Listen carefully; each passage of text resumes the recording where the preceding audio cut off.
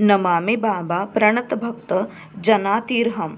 मुजफ्फरपुर में मार्ग के दर्शन के प्रचार के दौरान मेरे एक और बाल सहपाठी ने दीक्षा ली, जो आगे चलकर आचार्य श्री गंगा शरण जी हुए। हम दोनों स्कूली जीवन के साथी थे और एक ही हॉस्टल में रहते थे। यद्यपि श्री गंगा शरण जी इसी शहर के रहने वाले थे, तथापि अध्ययन के उचित वातावरण के लिए इनके पिताजी ने इन्हें हॉस्टल में ही रखा। शुरू से ही इनका रहन सहन एक अभिजात्य वर्ग के लोगों का था। स्कूल छोड़ने के बाद श्री गंगा शरण जी काशी हिंदू विश्वविद्यालय में विज्ञान पढ़ने के लिए चले गए और मैं मुजफ्फरपुर कॉलेज में ही अपने अध्ययन में लगा रहा। इसी बीच मेरी नौकरी लग गई और वर्षों बाद फिर इनकी मुलाकात मुझसे 1951 में हुई। उन दिनों मैं भी मुजफ्फरपुर में ही पोस्टेड था। पुरानी बातों को याद कर ताज़ी हो गई तथा हम लोग फिर घुल मिल कर रहने लगे। उस समय श्री गंगा शरण जी लाइफ इंश्योरेंस के जुपिटर कंपनी में इंस्पेक्टर थे। इस पेशे में इन्हें अधिकतर धनी एवं संपन्न वर्ग के बड़े आदमियों से ही मिलना पड़ता था। अतः बड़े आदमी के सभी गुण इनमें आ गए थे।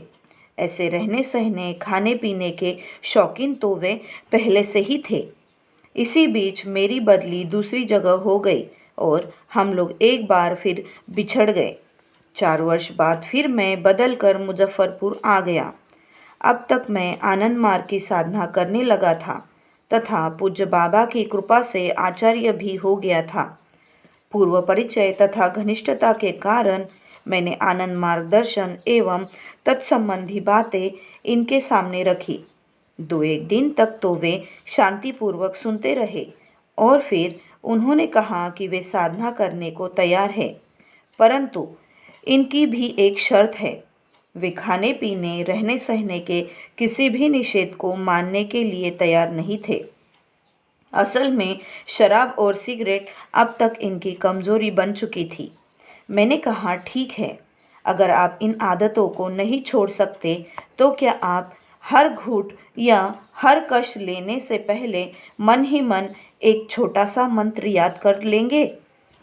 इस मंत्र में इतनी शक्ति है कि यह आपके हाथ से शराब का ग्लास एवं सिगरेट आप ही आप हटा देगा, परंतु इनको निष्ठापूर्वक प्रयोग करना आपका काम है। उन्होंने कुछ सोचकर कहा, हाँ, यह मैं करूँगा।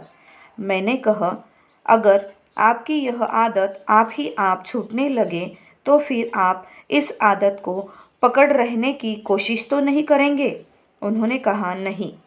इस पर मैंने उनसे कहा कि आप जब चाहे आपकी दीक्षा हो जाएगी।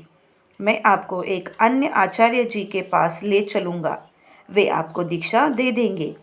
उन्होंने मुझसे पूछा कि मैं क्यों नहीं इनको दीक्षा दे रहा हूँ। मैंने उनसे कहा कि हम लोग एक दूसरे के लड़कपन के साथी हैं, अतः अच्छा होगा कि दीक्षा आप किसी अन्य आचार्य से लें। परंतु वे हठ करने लगे कि उनकी दीक्षा मैं ही दूँ। वे अपने हठ से किसी प्रकार टल नहीं रहे थे। अतः अगले रविवार को दीक्षा देने का समय तय हुआ। रविवार को वे ठीक समय पर पहुँचे तथा उन्होंने दीक्षा ली। दीक्षा देने का यह मेरा तीसरा सुअवसर था। दीक्षा लेने के बाद वे रोज़ ही मुझसे मिलते थे और करीब 1 सप्ताह बाद उन्होंने मुझे बताया कि अब उन्हें शराब पीने की इच्छा नहीं होती है। मैंने कहा, अगर इच्छा न होती है तो इसे ज़बरदस्ती न पकड़े रहे। फिर 3 दिन बाद जब वे मुझसे मिले तो उन्होंने मुझसे कहा कि वे शराब छोड़ दिए हैं। 2-4 दिनों बाद उन्होंने परम पूज्य बाबा के दर्शन की इच्छा प्रकट की। मैंने कहा, अभी कुछ दिन और साधना कर ले तो मैं आपको परम पूज्य बाबा के दर्शनार्थ ले चलूँगा।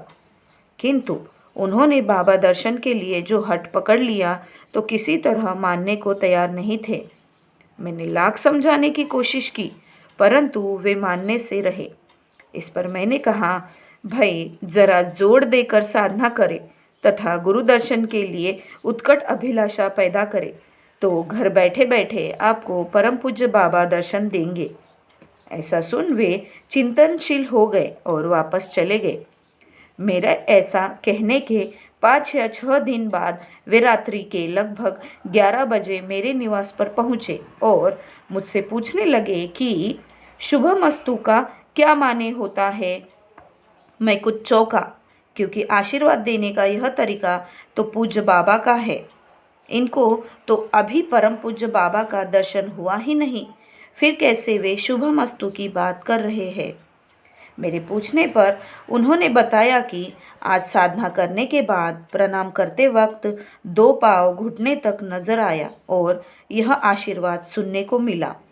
उन्होंने आगे कहा कि बांग्ला भाषा में भी सुनने को मिला कि आमी पागल अमार सबई पागल।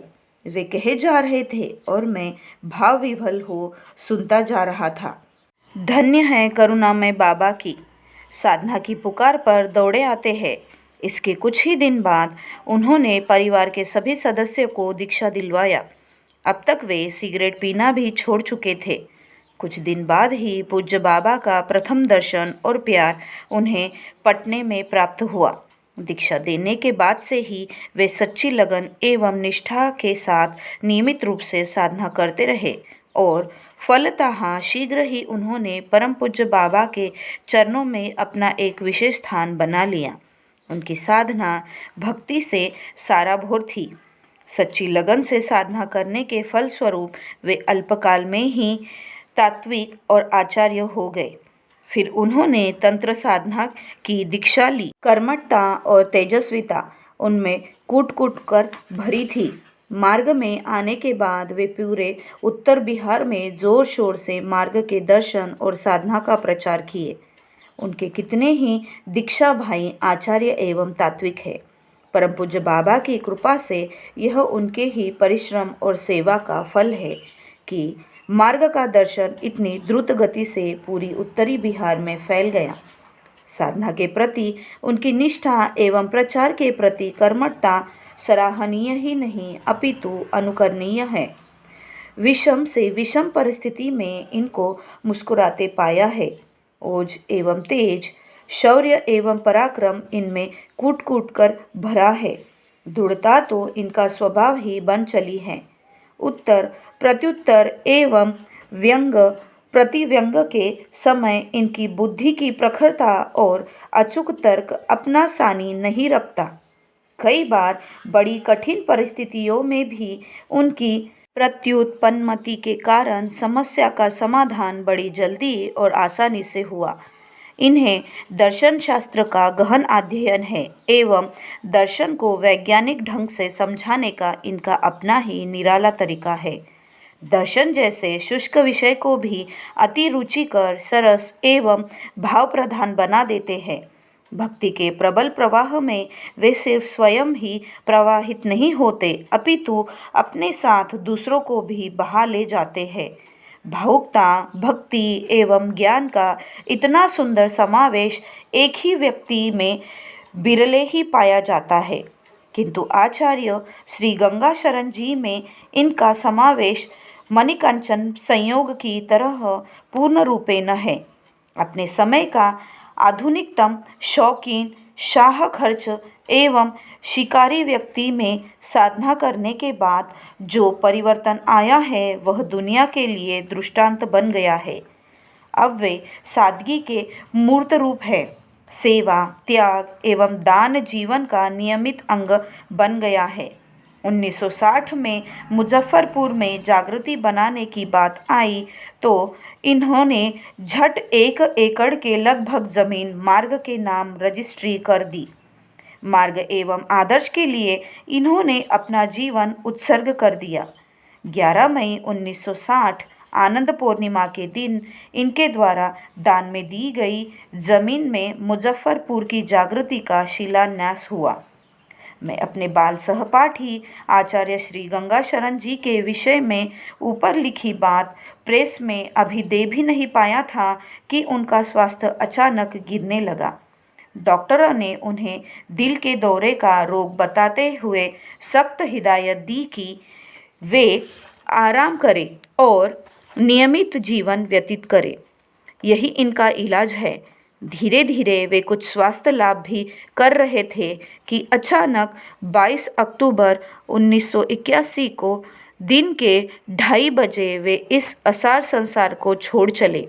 मेरा दुर्भाग्य ऐसा कि चाहकर भी परिस्थितिवश इनके अंतिम संस्कार में शामिल न हो पाया।